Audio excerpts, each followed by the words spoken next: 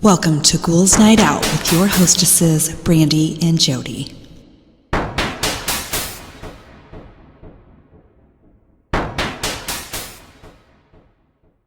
Hello, beautiful ghouls. Welcome. This is Brandy. I am here with my sister, Jody. Hello.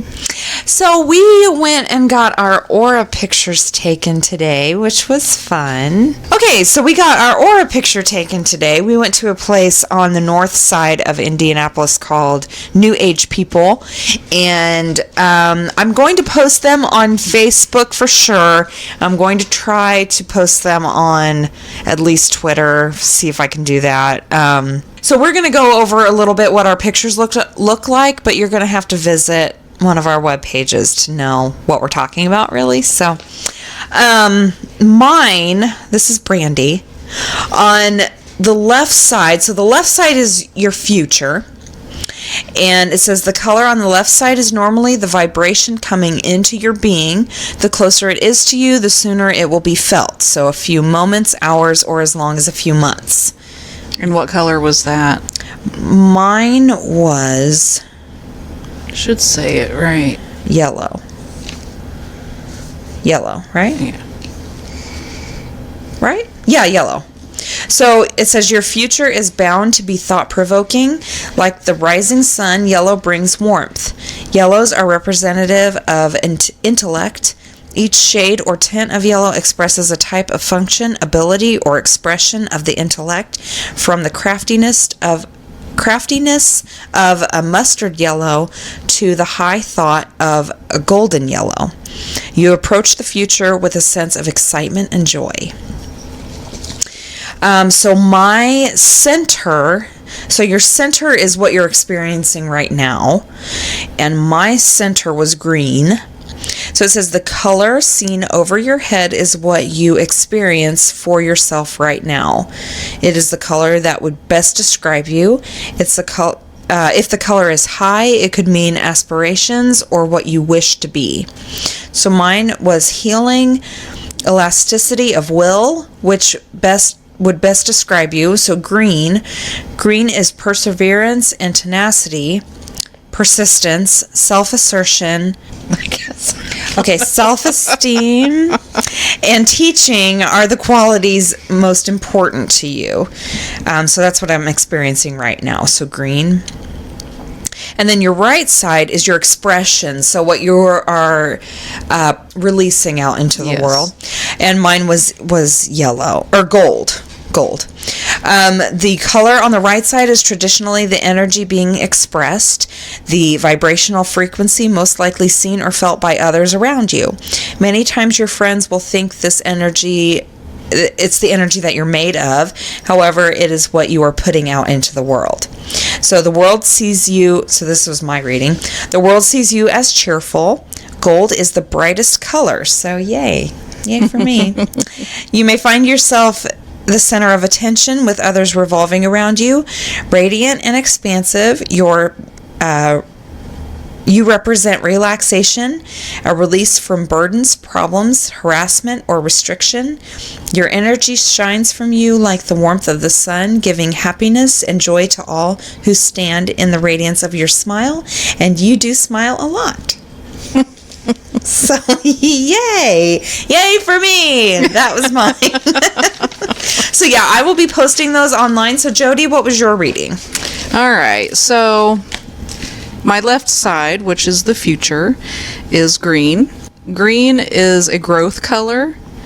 Well, let me read. It's going to be the same thing as yours, but that's fine. People might have forgot. So. Yeah, just read it. The color on the left side is normally the vibration coming into your being. The closer it is to you, the sooner it will be felt. A few moments, hours, or as long as a few months. Mine was green. Green is the growth color. It brings spring to mind. Like the new grass popping out of the dark soil, small leaves stretching out from the barren branch ends. As the last days of winter slumber fade and the renewal of life begins, your future will be a growing time, a time for renewal. Life springs forth. You are bringing in the healing energy to your life. And then center, which is experience. The color seen over your head is what you experience for yourself now. It is the color that would best describe you. If the color is high, it could mean aspirations or what you wish to be. Mine is yellow, and it's spontaneity. Yellow corresponds symbolically to the welcome warmth of sunlight. Variability. I don't know what that word is. Yeah, I had to skip a word. Expectancy, originality, smiling, and exhilaration are the qualities most important to you. And then the right side, which is expression. The color on the right side is traditionally the energy being expressed. The vibrational frequency most likely seen or felt by others around you. Many times your friends will think this is the energy that you are made of. However, it is what you are putting out to the world. The world sees you as cheerful. Gold is the brightest color. This is exactly what yours is. Yeah.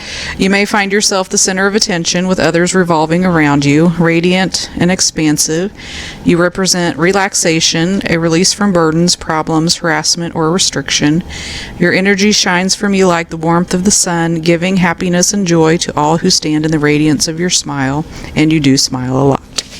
And that is exactly, we've talked about this several times, that, people just come up to us and start talking to us all the time. Yeah. And apparently, both of our auras kind of welcome that. So that makes sense. Yeah, it does. So those were our readings. We had a great time. And again, I will post those online. I found one of my original aura pictures that I had done, it looks like it was probably 15 years ago, maybe. And the only colors are a bright red and a little bit of yellow. Yeah, it's kind of creepy. Yeah. So she can post that too. Yeah, I'll post that too. But I think that was more than 15 years ago. That means Peyton would have been 2 when you took that picture. Well, it's totally possible. Oh, really? I couldn't remember the last time you had hair that long. Yeah, it was pretty long. It might have been longer than that. I think that was before you had Peyton, personally. You look really young there. It might have been. I look like I'm really, really pissed off. Mm-hmm. So I would say it's between 15 and 20 years old. Okay. I'm showing my age right now. I'll post that too, so you guys can look at that if you would like. So I have a stupid joke. What do you call a pile of cats? I don't know. A mountain. Oh my God.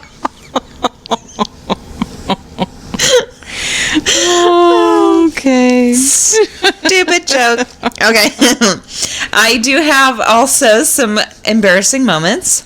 So my first one, my embarrassing moment came this summer when I was watching my nieces.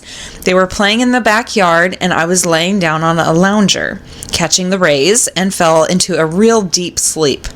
When I woke up, my nieces told me how cute I looked and how they loved my makeup. I took them to meet my aunt in the mall. When my aunt came and saw me, she broke into hysterical laughter and said, "Ellen, have you looked in a mirror?" I said no and ran into the bathroom. To my shock, there was my face with designs drawn all over it, including a mustache, beard, with big red circles on my cheeks. My nieces had decorated my face as I slept with bath crayons, and I'd been walking around the mall with a marked up face. I could have died. I would so die. First of all, there's no way I would sleep through something like that. Well, I might sleep through something like that, but there's no way I wouldn't look in a mirror before I left to go to the mall. I mean, that's just me, and I have to make sure I look, there's not like a boogie hanging out, or like something that I wouldn't want. So yeah, I would. Oh my God! But yeah, I don't know if I would or not, because I don't normally. I don't think I look in the mirror that often. I don't look that often, but I would think I would look I would think I would look before I left somewhere. Yeah, just a quick glance. Yeah. You know, you would notice. Well, I would definitely have to use the bathroom because I have to use the bathroom all the time. Yeah, and there's mirrors. Yeah. That's exactly my thing because I would definitely go to the bathroom before I left. Yeah. And I would totally notice. Yeah, that's crazy though. But I could see that happening to someone. Yeah. Just not paying attention and yeah. Oh my God. Okay, next one. I was working at Walmart in the bakery and I was pushing and pulling racks of day-old baked goods to the back. There were 2 huge racks, one in front and one behind me. I saw these cute guys who gave me a smile. I got closer and thought, boy, it would be a great idea to do a sexy, I am too cool to talk to you hair flip as I walked by. So I got right up to them, flipped my super long hair, which promptly threw me off balance. I stepped on the wheel of the rack ahead of me. My hair got caught in the rack behind me. I lost a shoe, and the racks and I went tumbling down. Donuts, bread, and cupcakes spilled out everywhere. The guys cracked up and I ran away from the mess. I claimed I was severely injured and went home. That would suck. Yeah, I would. Next one, I once pocket dialed my crush while I was driving and singing to the Wicked soundtrack at the top of my lungs. When I finally realized what I had done, I looked at my phone and heard him laughing on the other end. So not only did I pocket dial him, but he stayed on the other end long enough to laugh at me. I think I made up some story about how my sister was in the car with me and we were singing together. I was horrified. Next one, I went to a carnival with a group of friends, and one of the friends was my crush. We went on this big ride. It was a circular-shaped ride with my crush, and he was sitting right across from me. I felt really sick because of another ride that we went on, but I didn't want to chicken out on this ride. The ride started, and I felt 10 times worse. We swung back and forth and weren't getting off anytime soon. My friend's boyfriend leaned over to talk to her, and his breath was awful. I was really struggling to keep it in, but I didn't. I puked all over myself while making eye contact with my crush. I was mortified. Man. God, that was horrible. That would be horrible. How bad would someone's breath have to be for you to... Ew, if you're already feeling nauseous and... Oh my God. I used to work at a bank, and that is people's favorite thing to do when they have bad breath is to lean into your window where you can't escape. And oh my God, people's breath is horrible. It's the worst. So yeah, I have a lot of experience with bad breath, and it is not fun. I had a boss once in my old job, and I had an office, and he would come in and he would talk to me, and I would about die because his breath, he had some kind of gum disease issue or something going on. Oh God. And there was this one day he came in and he was talking to me, and I was like trying not to gag.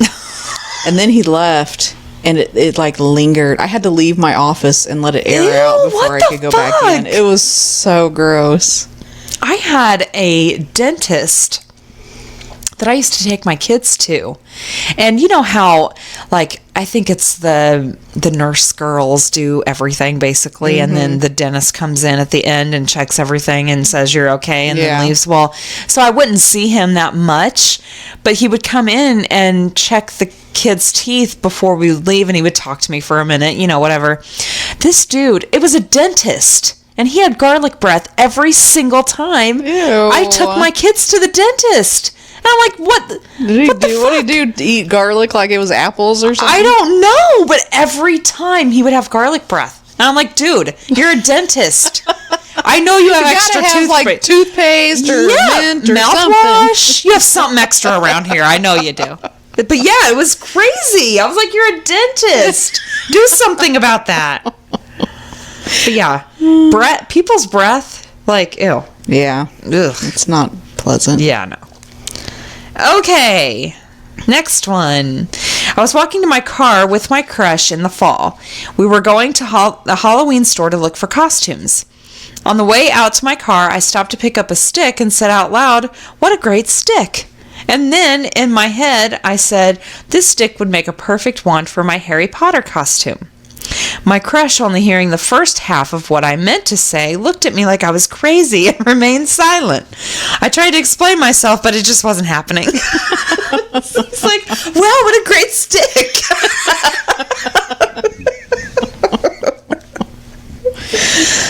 Okay. Next one. When I was 13, I decided to go swimming. It was a little chilly outside, and I showed up in my bikini and wore a sweater over it. I took off my sweater and walked around the pool to get to the deep end. I sat on the side of the pool with my feet in before my best friend yanked me into the water unexpectedly because when I had taken off my sweater, my top came unattached and I had no idea until I hit the water because it was so cold. Everyone at the pool had seen my goods and no one said anything. Oh, that's rude. Yeah. And dude, like, check yourself again. Just do a once over. Check yourself. Otherwise, embarrassing moments can happen. Yes. Okay, next one. I spilled a whole glass of wine on the father of the groom at a very, very expensive wedding I was working at. I tried to dry it up off of his lap, which quickly got me pulled off the floor. Next one, once when I was breastfeeding my first kiddo, I had the goods just hanging out, happily sitting in my living room with the curtains open because no one comes in our house. And that's when 3 Jehovah's Witnesses appeared. Well, fuck them. Go away. Yeah, really. That's what I say. Next one, I'm a small business counselor helping businesses with business plans, marketing, and more. This fantastic newly relocated young man came in Friday and we talked social media strategy. Meeting was going well and him appreciative of the help. Suddenly my office filled with a raw stench of sewer. Being a professional, I toughed out the last 15 minutes of the meeting pretending not to smell a thing. The meeting was over, and I went to my coworker's office to explain, oh my gosh, my client totally farted, and I had to pretend I didn't smell it. My coworker proceeded to explain it wasn't my client. Another person in the office opened a leftover lunch containing bad veggies, and the stench filled the whole office, at which time I realized that if I thought my client farted, then he naturally would have thought I farted. That was one awkward second meeting. That's funny. Okay. Next one, a guy I was dating was acting like he was going to bite my bottom. We just started dating a few months in, so I still held in farts. Well, he reached down, and I farted right in his face. Oh. I was totally mortified, and he handled it well. Didn't embarrass me, but I wanted to crawl into a hole. That would be embarrassing. Yeah, that would be. When I was in high school, I was in forensics. That's interesting. That sounds cool. Yeah. We didn't have that kind of class in ours. Whatever, Mount Vernon. Anyway, after one of the meets, we stopped at a local Dairy Queen. While we were in line, we were laughing about how hilarious it would be if someone accidentally said penis buster parfait, and we were yucking it up until I hit the front of the line. Naturally, that's my favorite DQ treat, and yep, I totally asked for a penis buster parfait. The guy at the register almost couldn't handle it, and I was so red. Next one, I once went to an indoor soccer game. During the warm-up, I was eating some cheese nachos, and I was paying attention to where the ball was because it had come up into the crowd. My friend called my name, and I turned my head, and you guessed it, the ball came up, hit my nachos, and slammed into my face. I wasn't hurt, but the cheese was all over my face and in my hair. Everyone thought I was crying, but I was laughing so hard. No. My friend had to take me to the bathroom so I could wash my face and hair. I still laugh about it years later. That would be embarrassing. I was in the locker room at the Y after swimming lessons with my 2 daughters. They were 3 and 2 at the time. My 3-year-old pointed at me and me putting my bra on and exclaimed loudly, "Wow, Mom, your boobs are really floppy." I was embarrassed. No one left in the locker room full of women and girls. No one left but me. I wonder if that would be even more embarrassing. For no one to laugh? Yeah. I think so. Yeah, because then you're just like, you're like, shit. Okay. We were on a road trip and had stopped at the gas station. After visiting the restroom, I came out to see my husband bending over the engine. I gave him a friendly slap on the behind and said, "Let's go, fatso." Turns out it wasn't my husband. Oops. And last one, while I was in college, I visited a company with the school group to learn more about job opportunities. They've invited us to eat lunch in their building. While returning my tray after eating, I looked back to say something to a friend and ended up tripping and falling into the fountain in front of everyone. Oh, and did I mention that there was a choir performing in front of the fountain too? That would be embarrassing. Yes, it was. All right, those were my embarrassing moments for the week. Okay, I did Ghosts of Virginia this week. All right. Ferry Plantation House in Virginia Beach. The Ferry Plantation House was built during the 1830s, but the history of the land can be traced further back to 1600s, when it served as a ferry service taking passengers to the Lynnhaven River. The building that now stands there served many purposes, including not only the plantation, but also a school, a post office, and a courthouse. It is one of the most haunted houses in Virginia, with no less than 11 ghosts known to haunt the house and grounds. One of the most well-known spirits is a male ghost who is described as being very talkative and who appears fairly regularly. The guides also love to tell visitors all about the Witch of Pungo, who was one of the only people convicted of witchcraft in Virginia. She is said to have been tried nearby and has been seen on the grounds. I wonder why all plantations are haunted. I don't know. I wonder if it's because, like, slaves Maybe. or, like, that bad energy. Probably. Fort Magruder Hotel in Williamsburg. There's an area of Williamsburg which is known as the Bloody Ravine, which was part of the battlefield, and the Fort Magruder Hotel happens to be built there. Is it any wonder, then, that it is considered to be one of the most haunted hotels in Virginia? Probably not. Guests and staff alike are encountering Civil War spirits on a pretty regular basis in the hotel. In fact, it is so haunted that an annual science fiction convention, which is held at the hotel, almost always has a ghost hunt as part of their activities. I want to go. I know, that's what I was just thinking. Cold Harbor Battlefield Park in Richmond. Aside from Gettysburg, Cold Harbor is said to be one of the most haunted battlefields in the United States. It was here that General Lee celebrated one of his last victories over Grant and his forces. The area is now part of a national park and so protected by rangers, but that doesn't stop people from spotting some of the many ghosts that are said to remain to haunt the trenches. Visitors also report hearing the distant sounds of a battle going on. Boxwood Inn B&B in Newport. Newport's Boxwood Inn Bed and Breakfast was originally built in 1897 when it was known as the Simon Reed Curtis House. Over the years, it has served a variety of different purposes, including a time as a family residence, a general store, a post office, a tax office, and a hall of records. It is now known to be one of the most haunted buildings of Virginia, thanks to a spirit who is said to reside in the house's attic. It is a popular place for paranormal investigators to visit and is a great spot for recording EVP evidence, since the ghost seems to be relatively chatty. Major Graham's Mansion in Wythe County. Major Graham's Mansion is kind of the stereotypical haunted house. It is sitting in the middle of nowhere, close to Fort Chiswell, and the long drive to get to it takes you through various back roads that will leave you feeling lost and disoriented before you even manage to find the house. The oldest parts of the building date back to the 1830s, but it is said that the event which has made this one of the most haunted places in Virginia actually happened in 1786. It was at this time that 2 slaves killed their master and were hung from a tree on the property. They are the spirits that are said to be blame for all the strange things that happen in the mansion. The house has even made appearances on a number of paranormal television shows. Swannanoa Palace in Afton.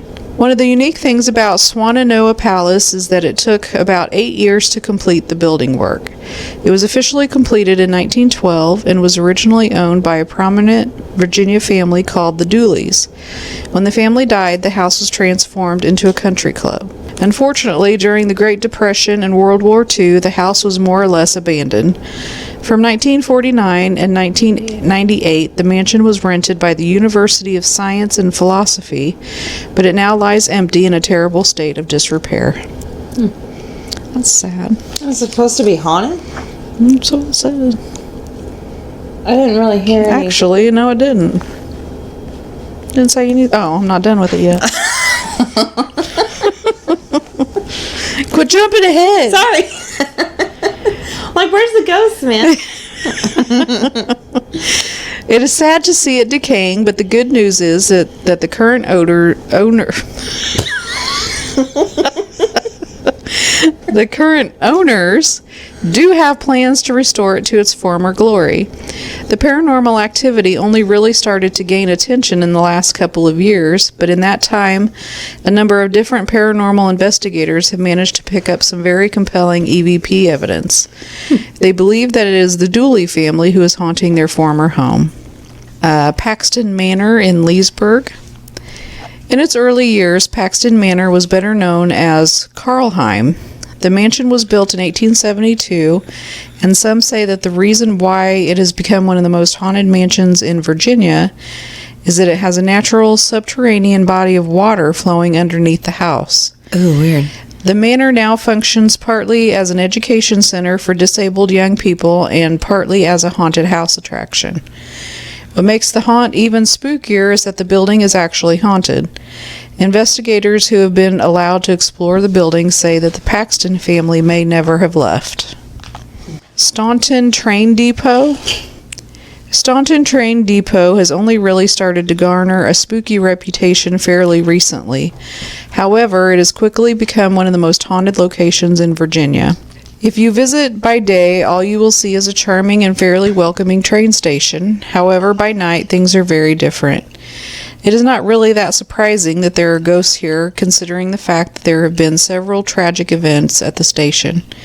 In 1864, it was burned down by Union soldiers and several people perished. There was also a mental hospital close by which had awful living conditions for patients, and some say that the ghosts from there have wandered into the station on occasion. There have been a wide variety of ghosts reported here over the past few years. Among them, there have been a little girl killed in a train accident, a Confederate soldier, several older mental patients, and a number of people believed to have died when the station was destroyed by a train derailment in 1890. Are you done with that story? Yep. So that didn't happen until just a few years ago? Yeah, it's fairly recently. I wonder why. I wonder if they started renovations or if something probably like woke it up, you know, kind of. That's usually what people say happens. Very interesting. Edgewood Plantation in Charles City.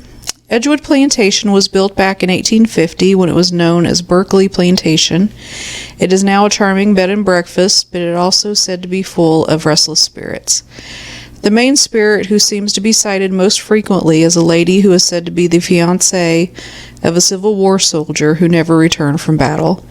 It is said that the lady is still roaming the halls of the plantation house, lost and broken-hearted. And my last one is St. Albans Sanatorium in Radford. There's very little doubt that the St. Albans Sanatorium is one of the most haunted places in the state. It is a popular spot for paranormal investigations, and it has been said that this abandoned mental institute has the highest rate of paranormal activity on the entire East Coast. St. Albans started out as a boys' school in 1892 before it was converted into a hospital for the mentally ill. The ghosts who haunt here include former patients, former staff, and a few children. It is said that one spirit in particular who haunts the building is a former staff member who keeps to the lower level and behaves aggressively towards females who visit. Oh, shit. I don't think I've ever heard of St. Albans. Why would you? Because it says that it's a popular spot for paranormal investigations. Oh. I guess I took it to mean that it's been on TV before, but maybe it hasn't. I mean, maybe. They've done, Yeah, there have been so many. Yeah, that's what I'm thinking. That's all I got. All right. I have just a few stories about the creepiest things that truckers have seen on the road. I know, I couldn't imagine driving. No. Like, that would just creep me out anyway, so. Driving, like, in the middle of the night? Yeah. Ooh, no. No. Okay, so my first one, driving during a rainstorm and seeing a bear with matted down fur walking on its rear legs like a person. I honestly thought it was Bigfoot, but I had to do a few double takes in my mirror when I passed him. I don't like that. It's creepy. Why would a bear just be walking down the road on his hind legs? That's fucking weird. You think it was a skinwalker that hadn't fully developed yet? Maybe. That was just walking around? Ooh. Okay. Next one, trucker here. A few years back, I was traveling through Ute native land. Yeah. In New Mexico on Highway 491. 491 used to be Route 666, but they changed it a few years back. I think people were stealing the signs. Anyway, I was in the middle of the desert around midnight, no lights or civilization for miles, when up in the sky there's a huge orange flash. The orange flash quickly inflated into a giant ball bigger than the sun. It even had a fiery looking texture to it. Suddenly the orange ball disappeared and the entire desert sky, horizon to horizon, flashed a bright yellow, lighting up everything around me like it was daytime. Then everything went back to normal. All of this happened within a few seconds, but it was definitely the weirdest thing I've seen on the road. That is weird. That is weird. Could you imagine just all of a sudden everything lighting up like it was daytime and then going away? That's fucking weird. They showed something like that on that paranormal caught on camera. I think that was in Russia, wasn't it? Yeah, it was somewhere. It's crazy. But the whole sky just like lit up. Yeah. And it looked like it was daytime. Yeah. It's creepy. That's weird. And that's the creepiest shit because even if you wanted to, there's no way you could explain it. There's no way that you could stop it. I mean, it's just, oh my God. There. Yeah. And the next two are a little lengthy, so bear with me. So I was driving for Costco a few years back during the holidays. We usually took extra toy shipments to various locations due to the holiday season. We got a call that one of our locations in rural Kentucky needed a restock for their giant Superman dolls. They knew I was a fast driver, so I was given the last minute late night duty. I was loading the truck and heading out on 265. It was around 3 a.m. when I started having this eerie feeling. I chalked it up to being tired and popped a couple of no-dos. About 15 minutes later, the road started to fog up.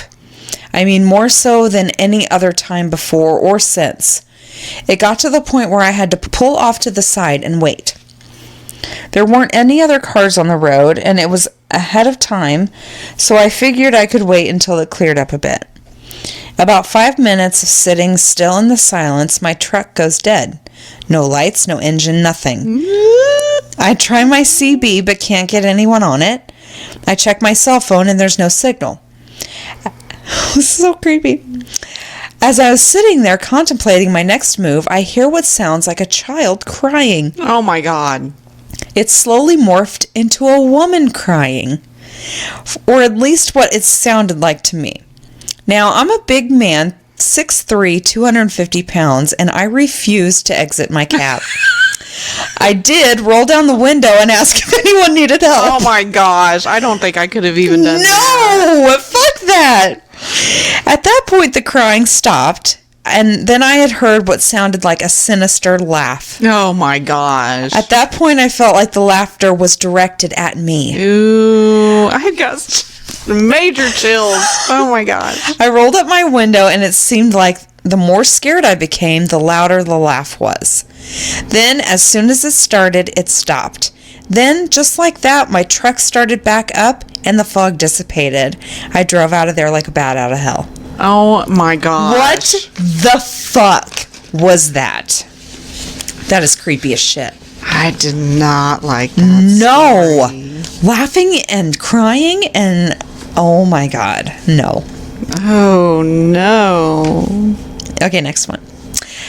New Mexico, Nevada, and Utah are some of the states that to this day I still see shit in the sky that I can't explain. Lights rapidly changing direction and taking off at blinding speeds, but no sound barrier being broken. I've seen lights hovering over the desert several times off the interstate, but it suddenly takes off and the lights are cut out. Various shapes and sizes of what I can make out, again, a night driver. I know military aircraft pretty well, and some of them are more than likely were, but some of them absolutely cannot be any military aircraft currently in mainstream use. Conventional aircraft do not move like that, and the most vivid one would be at an off-ramp in New Mexico. I had stopped to take a pee and decided to turn it into a 15-minute break since my butt was sore anyway. As I was stargazing and admiring how clear the sky was, I saw what looked like a formation of lights in the shape of a triangle lift off from the desert floor and then take off into the sky. I kept my eyes on it, and it just kept gaining altitude until the lights just disappeared. I look down at my watch and notice it's not ticking, so I pull out my phone and it's off. I turn my phone on, and according to the time on my phone, it has been 5 minutes since my watch stopped. I felt like whatever it was that just took off had something to do with that. That's fucking weird. Well, there's time... Missing time associated with UFOs. Yeah. That's crazy. Next one. On Halloween this year, I saw a pale lady in a white dress walking around with what looked like a baby in her arms. I was driving down the interstate when this happened and even stopped, but she walked into the woods. I have no idea if this was a prank, if she needed help, or if this was a freaking ghost, but it scared the hell out of me. Yeah? Yeah! That's crazy. I really want to know if it was like some prank or someone innocently walking to a Halloween party. Yeah. I mean, you never know. Oh my god. That would creep me out though. Next one. In Missouri, I stopped at an off-ramp to stretch out and take a breather. As I'm smoking a cigarette, a little girl from some direction I couldn't figure out giggles and says, "Hi, mister." Oh my god. My initial reaction was, what the fuck is a little kid doing out here at this time? So I talk back and say hi. She then responds with, "Mommy says you'll be okay, don't worry." Now, utterly confused, I asked her what she means. No response. Then suddenly I feel like someone is standing next to me, but it doesn't feel negative or bad. It just feels like someone is right there next to me. Since I didn't have a negative vibe to it, I finished my cigarette and left. Later on down the road, I realized that I forgot to fuel up at my last stop when the warning light came on. So I scrambled to look at my GPS and find the nearest truck stop. I find one and set the course. As I roll up to the truck stop, my truck starts sputtering and I barely make it to the fuel line before the truck starts dying. I ran out of fuel right as I got to the fuel line. It wasn't until I was fueling up that it occurred to me what the hell had happened at my last stop. Interesting. Next one. Driving from Albuquerque to Sirocco, I was on a stretch with no lights, perfectly dark. I noticed someone standing on the side of the road. As I pass him, my lights fully illuminate his face. Nothing about this guy seemed natural. His posture was weird. He was wearing a gray suit, and his face, it just looked off, like it was a mask or something. For about a half a second, we locked eyes, even with my headlights blinding him. It felt like he was looking at me, not my truck. It really creeped me the fuck out. Shortly after this, my CB started picking up some odd chirps, but I was pretty close to the VLA. I don't know what that is. I don't either. It says the high desert is a weird place. That's creepy all on its own. Yeah. Just anyone on the side of the road in the middle of the night. Yeah, on a stretch of no lights. That's fucking weird. Yeah, it's super fucking creepy. Okay, next one. Okay, my first couple years I was a night driver, so it was hard to see things sometimes. The one in Pennsylvania was me trying to follow a flatbedder who was hauling serious butt through the mountains. At one point, I start to fall back because I can feel the van starting to lean. Ugh, that's creepy. It wasn't long after that I reached down to take a swig off of a handy monster I had. I look up and there's a guy standing off to the shoulder just outside the tree line wearing what it appeared to be some type of soldier's uniform. Looked like a Revolutionary War era. He had a musket as well. As I approached, I can see him staring right at me, and then he starts walking back into the tree line, looking at me still. Before he manages to make it through the trees, he disappears. Literally vanishes into thin air. I had my windows down, and the air got really cold in the area. After about a mile, the air warmed up, and I had a really sad feeling come over me for a while afterward. Needless to say, I didn't stop for the rest of my shift. That's creepy. And my last one, I was driving on the highway. It was getting really late and very dark, so I pulled over to a rest area in the middle of nowhere. The rest area was empty, so there were no other vehicles or people around. I was getting some shut-eye in the truck and started hearing a faint sound of a barking dog nearby that seemed to be getting louder and louder. Eventually, the barking sounded like it was right outside my driver's side door, so I got up to look in the window. And then I saw it wasn't a dog, but a crazy-eyed person staring directly at me. He was trying to get in the truck. Needless to say, I started the engine and got the hell out of there. Oh my gosh. So the fucking dog he heard in the distance was some weirdo person. Ugh. That was all my stories. I will never be a truck driver. No, I would be way too scared. I'm a wuss like that. Me too. Yay, wusses! All right. All right, it's time for the witty wrap up. Yay, witty wrap up. I just did funny things kids say. Okay, those are always great. Yeah. A few months back, my wife showed a picture of herself to our 3-year-old daughter. In the picture, my wife is about 7 years old. Do you know who this is? Daughter gasps, "That's me when I'm bigger." I love that she thought that was actually possible. Aw, that's sweet. Oh my God, it's from the future. My son, when he was 6, "Dad, can we get a cat?" Me, "Your mom is allergic to cats, so no." My son, "When mom dies, can we get a cat?" Me, "Sure."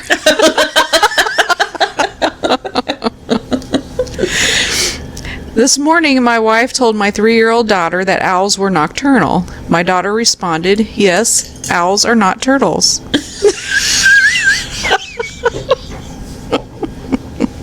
Oh my God, that was the most precious thing. To be like, no, they're not turtles. How cute. Son and I are playing catch. I have a terrible throw that sails over his head. I say, "Sorry, that was a bad throw." He stops, gives me a kind look, and says, "No, Daddy, that was a wonderful throw." Then takes 2 steps towards getting the ball. He stops again, turns around, and says, "When we say something nice, even when we don't mean it at all, that's called being polite, right?"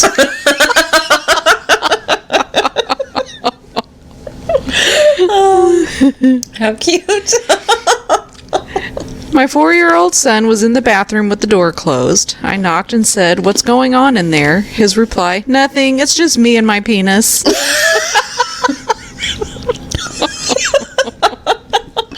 Oh, that's. I mean, to be fair, that's something a grown man would say. Oh yeah, that's true. They never grow out of that.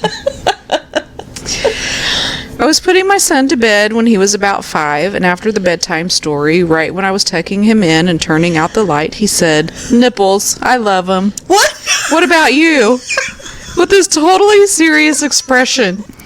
It took major effort to remain composed and tried not to make it look like I was taking his question seriously.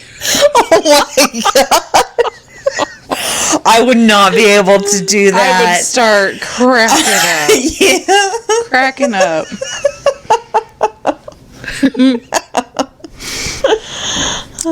My little sister was at the doctor's office for her annual checkup. She had to be somewhere around 3. The nurse was asking all the standard coordination type questions: touch your nose, put your hands up, jump, etc. Being a healthy, capable little devil, she's doing everything fine. Then the nurse says, "Stand on one foot." My little sister looks at the nurse, looks down, and hesitates. Then she walks over and stands on one of the nurse's feet.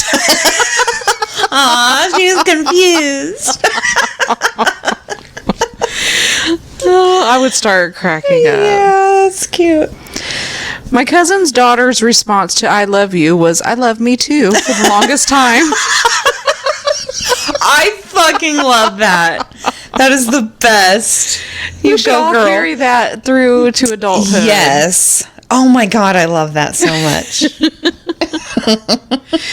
While waiting in line to get her picture taken with Santa, I was giving my 2-year-old daughter pieces of popcorn one at a time as a snack.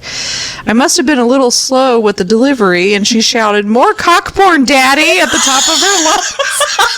It was awesome. Cockporn!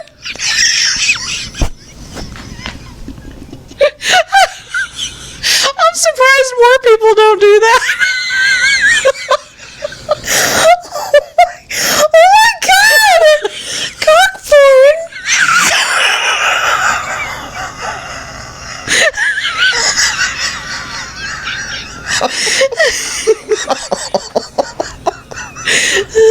Oh my god! That's my official new name for popcorn. That is the best.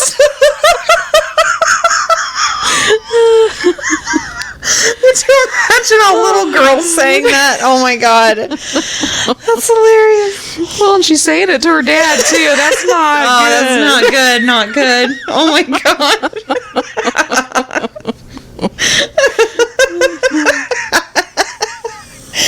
Oh my god. That's hilarious. I was on the phone with my wife discussing dinner plans, and my 7-year-old informed us that salad is ruining my life. Oh, that's funny. I try to make it a point to take about 10 minutes at the end of each evening to help my daughter straighten up her room. After a particularly rough day, I sat down on the floor of her room to help her sort through her dolls, and I had muttered, "I really don't have the juice for this tonight." My daughter left the room and returned a few minutes later with a cup of apple juice for me. No, that's sweet. Overheard in a first grade classroom.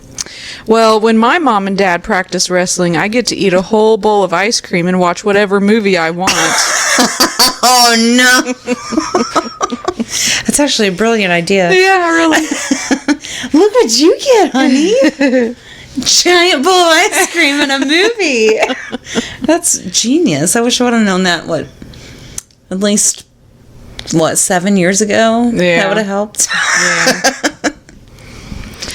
My son just turned 2 and is barely saying complete words. On Halloween, we took him trick-or-treating, and when someone would hold out their hand with candy, he would inspect it, and if he didn't care for what the candy was, he would look up and say, "No, thank you," and then start towards the next house. It was hilarious. Oh my gosh.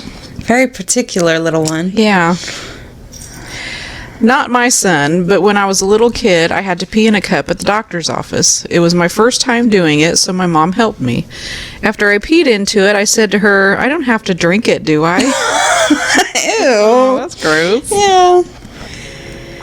While driving on the interstate with my 2.5-year-old in the back seat, Any idiots out today, Dad? Also, my wife was in the elevator with my son at work once, and a sheik with a thick beard got on. My son pointed him and said, "Wolfman." Oh. Oh. My husband overheard his son talking with his friends about testicles at about age 8. The conversation went like this. "Those are the things that are underneath your penis. I think those are called balls," tapping his chin thoughtfully. "No, they aren't. They are right here," pointing to his abdomen. "What? You know your large intesticles and small intesticles."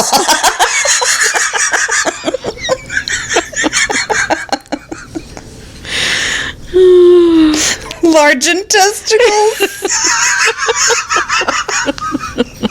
Oh my God. That's funny. My father was driving with my niece in the back. At one point, she said, "How old are you, Granddad?" 59, he replied. "Oh, so next year you'll be 60? "Yes. And after that you'll be dead?" Then she just kind of shrugged her shoulders and looked out the window. After that, you'll be dead. Oh my God. My dad has told me that when I was really young, he told me once, "I don't ever want to see you do that again." And I responded with, "Okay, close your eyes." It's brilliant. Well, makes sense. When my daughter was 3 or 4, she once came into the bedroom quite pissed off. She said, "Mommy's turning retarded." I walked into the kitchen to find my wife with a glass of wine. Oh my God, kids get so mad when you drink. My kids get so mad. I told them we went to the liquor store earlier, and Joel's like, "I am never going to drink liquor or wine or beer." Like, he's pissed. Like, Jesus. Too bad you didn't record that, and then when he turns 21, Yeah. play it for him. Remember, Joel? Remember what you said?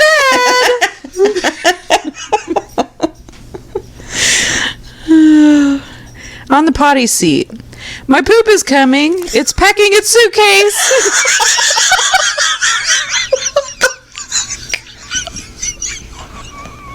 People are weird.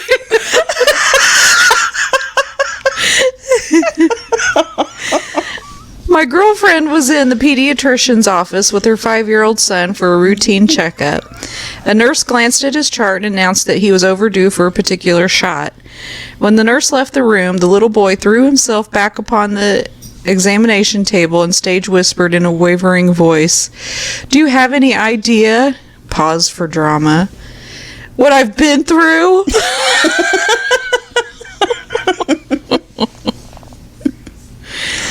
While waiting for heavy traffic to clear, I hear from the back seat my 3-year-old, "Fucking cars! What are all these fucking cars doing here?" He sounded pretty pissed off. Damn people. Fucking cars. Kids, 4 and 3, and I sitting around putting Thomas the Train pieces together. Our track was almost completed, but we ended up with 2 female pieces where the track should join. My daughter, the oldest, says, "We need a double dick piece, Dad." I had to just walk away.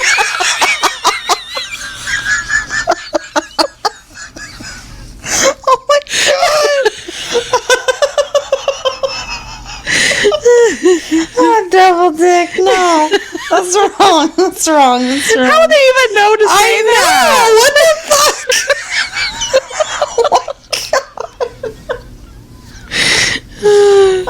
Oh my God.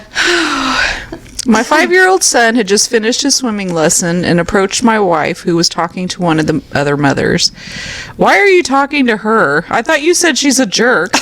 Wife, mortified, with no idea why he said that. She hadn't criticized any of the other mothers in any way. They just want to ruin our lives. That's all it is. Kids, ruin your life.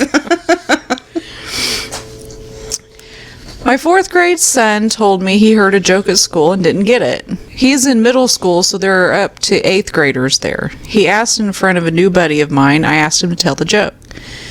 "What comes after 69? I said 70. He said, "No, mouthwash." No. They're too young for that. That's not funny. No. My 4-year-old niece was asleep on the sofa. I picked her up to take her up to her bed. Just as I lifted my foot up on the first step, she lifted her head from my shoulder, shouted in a really deep voice. I didn't think it was possible for a 4-year-old girl to make this noise. Ew. Prepare to die. Oh my God. And then started clawing, biting at my face, then laughed manically, jumped out of my arms, and ran up to bed. What the fuck? I still, what the fuck about it now? That's weird. That's creepy. Especially in a voice he, like, Yeah. didn't think a 4-year-old little girl could produce. Ooh. I should have been in one of the creepy ones. Yeah. Ew. Took my son and daughter swimming, went into the family change room, went into a stall, and proceeded to change them, then myself. When I was as naked as the day I was born, my 3-year-old daughter says in her loudest voice, "Daddy, why is your penis so big?" Oh my God. So many levels of wrong. Oh no. Oh my God. When my younger sister was around 2 or 3, she was sitting on my grandfather's lap, and he was reciting a bunch of childhood sing-song rhymes to her. Humpty Dumpty, Itsy Bitsy Spider, etc. At one point, my grandfather says, "What are little girls made of? Sugar and spice and everything nice. That's what little girls are made of." Sister, "No, they aren't." Grandfather, "They aren't? What are little girls made of then?" Sister, "They're made of bones and blood." That's fucking right. Our 2-year-old was a little jealous of her newborn sister. One night she said wistfully, "I wish I could drink milk from Mommy's nickels." Aw. Maybe only funny to us, but 2 years later it still makes us laugh. That's all I got. Okay, well, thank you guys so much for listening. We really appreciate it. Again, we want to hear your stories. Send them in, ghoulsnightoutpodcast@gmail.com. You can look us up on Facebook. Recommend us on Facebook. Again, we have Instagram, Twitter, all that good stuff, too. We don't really post on it, but... We got it. Yeah, we got it. You can look us up for sure. You can look at it. There's not much Look at there. nothing. Anyway, just send in your stories. Thank you for listening, and we'll talk to you next week. Later. Bye.